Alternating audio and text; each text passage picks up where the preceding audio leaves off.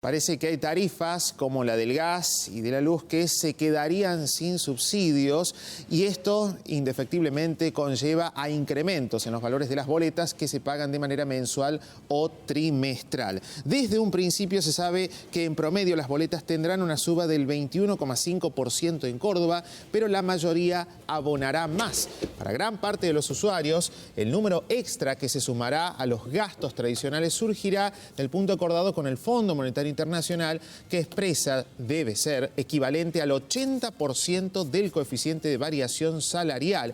El porcentaje de suba es del 42,7% para quienes cuenten con tarifa social, un 20,5%. Estos serían los porcentajes entonces de los incrementos previstos para este año en tiempos en donde se va a incrementar considerablemente el consumo de gas, por razones obvias, lógicas, la llegada del invierno, la llegada de las bajas temperaturas y la necesidad imperiosa de utilizar calefactores con este recurso. Lo mismo va a pasar seguramente con la implementación de caloventores y demás. Enseguida vamos a repasar los precios, cuánto cuesta hoy, este año, calefaccionar los hogares. Pero si les parece, vamos a compartir a continuación en placas cómo quedaría configurado entonces los aumentos que representan un nuevo golpe al bolsillo.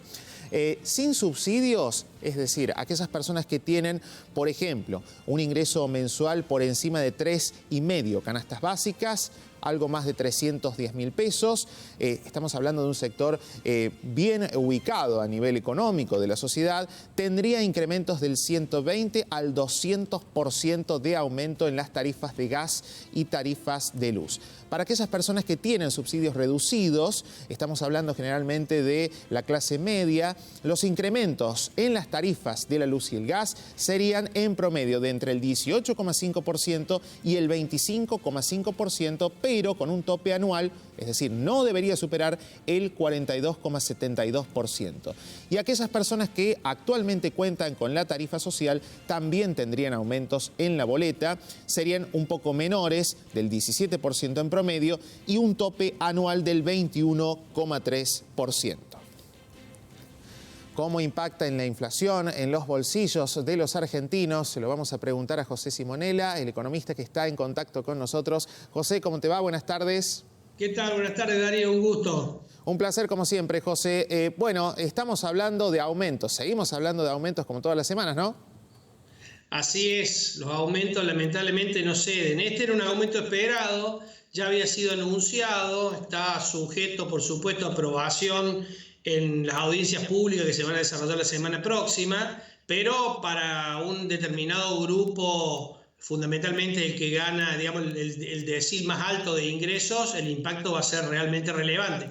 Acá hay que aclararle a los televidentes, Darío, que estamos hablando de ese impacto en el AMBA, ¿no? Donde no han tenido ningún tipo de aumento desde que comenzó la pandemia, o sea, hace ya 2 años. No va a ser la misma realidad la que vamos a tener en el interior, donde en el caso de la luz, una parte significativa de lo que es todo lo vinculado al transporte y demás, sí ha tenido incremento. José, entonces el porcentaje en Córdoba sería menor al que está planteando el área metropolitana de Buenos Aires.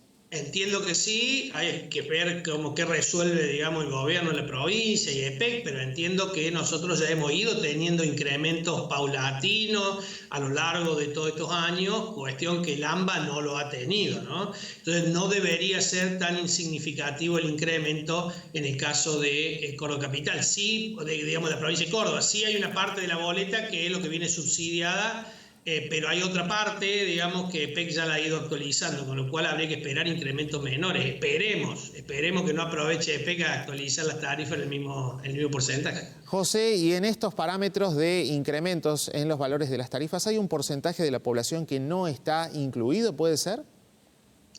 Sí, acá está por un lado los que reciben tarifa social, que como bien decís, van a tener un solo aumento, que es el definido, el ya definido y que está muy por debajo de la inflación.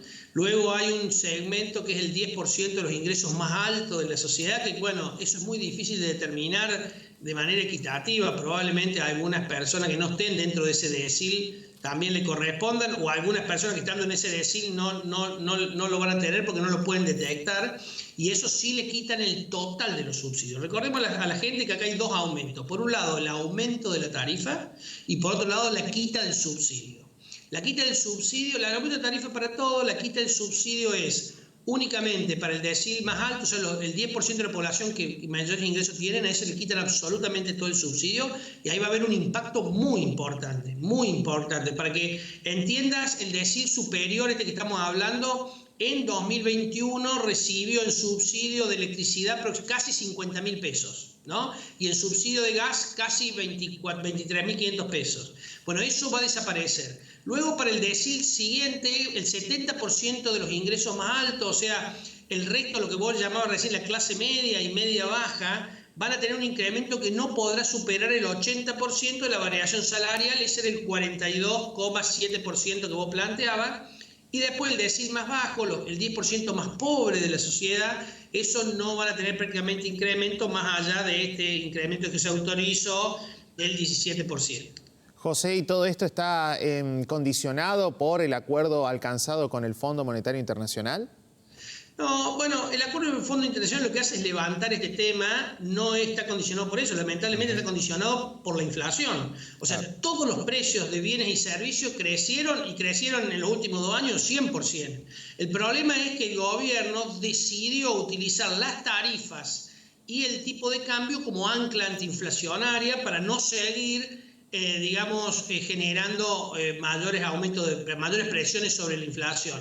Pero claro, eso produjo un atraso muy significativo en las tarifas, atraso que no quiere decir que los argentinos no lo paguemos, lo pagamos por intermedio de los subsidios que da el gobierno que se producen con impuestos, digamos, se pagan con impuestos. El producido de los impuestos va a pagar subsidio a las empresas. Entonces no estamos perjudicando a las empresas hidroeléctricas o a las de gas, sino que claramente estamos, digamos, generando un impacto muy fuerte sobre rentas generales, además de generar una incertidumbre muy importante en el clima de negocios por el intervencionismo del gobierno en cuanto al precio de las tarifas. Así que te diría que la culpable de este atraso tarifario es la decisión del gobierno de anclar tarifas, de no actualizarla cuando el resto de los precios de los bienes y servicios de la economía siguieron aumentando. Y ahora corresponde una actualización, obviamente, muy significativa, que no soluciona el tema de subsidios, porque el gobierno va a tener que seguir subsidiando, pero va a aliviar en parte el esfuerzo que generaría si mantenemos las tarifas pisadas, ¿no? Congeladas. José Simonella, gracias por este contacto con Telefe Noticias, muy amable. Muchísimas gracias a ustedes. Muy buenas tardes. Seguimos.